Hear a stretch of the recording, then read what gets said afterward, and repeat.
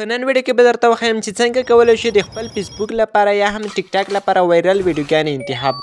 نو که چیرې تاسو د فیسبوک لپاره نیش هم انتخاب کړی او پیج مو هم جوړ کړی وي، نو که چیرې فالوورز یې کم وي، نو تاسو نشئ کولی چې هره ورځ لس ویډیوګانې اپلوډ کړئ، ځکه چې خپل کنټینټ یا ویډیوګانې جوړوئ نو دغه ډېر وخت نیسي او دومره پرمختګ هم نشئ کولی. نو د همدې لپاره تاسو چې کوم نیش انتخاب کړی وي، همغه نیش مربوط ویډیوګانې به تاسو له یوټیوب څخه ډاونلوډ کوئ. هغه ویډیوګانې چې زیاتې وایرل وي تاسو په پیج باندې اپلوډ کوئ ترڅو زر وایرل شي او ډېر فالوورز په لږ وخت کې ترلاسه کړئ.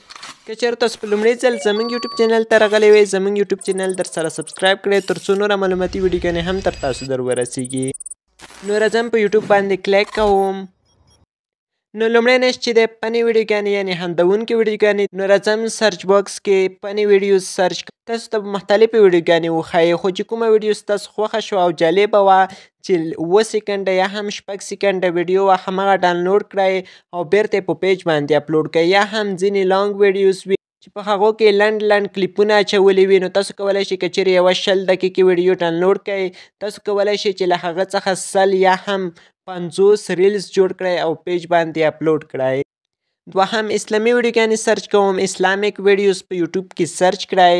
تاسو ته به زیاتې ویډیوګانې وښایي، خو هغه ویډیوګانې یعنې هغه کسان چې زیات وایرل وي د همغه ویډیوګانې پښتو ته ترجمه کړئ یا هم همغه ویډیوګانې راواخلئ او په پیج باندې اپلوډ کړئ، لږ ایډیټ پکې وکړئ، د ریلز په ډول یې پیج کې اپلوډ کړئ. دریم نیش چې د انفارمیټیو ویډیوګانې یا هم معلوماتي ویډیوګانې. نو خپل موبایل کې به یوټیوب خلاص کړئ او انفارمیټیو ویډیوګانې سرچ کړئ. تاسو ته به مختلفې ویډیوګانې وښایي. کومه ویډیو چې ستاسو خوښه شوه او ډېره جالبه وه، همغه ویډیو ایډیټ کړئ او په خپل پیج باندې اپلوډ کړئ. نو څلورم نیش چې دی د کرکټ په اړه خبرونه تاسو هم خپرولی. نو که چیرې تاسو غواړئ چې د کرکټ په اړه تازه معلومات ترلاسه کړئ، نو کرکټ اپډیټس ولیکئ. تاسو ته به هغه ویډیوګانې وښایي کومې چې نوې پبلش او خپرې شوي وي. تاسو کولی شئ چې په همدې طریقې سره هره ورځ 10 ویډیوګانې اپلوډ کړئ. که چیرې تاسو 10 ویډیوګانې تر 1 هفتې یا هم 2 هفتو پورې اپلوډ، نو ستاسو پیج به په ډېر لږ وخت کې وایرل شي.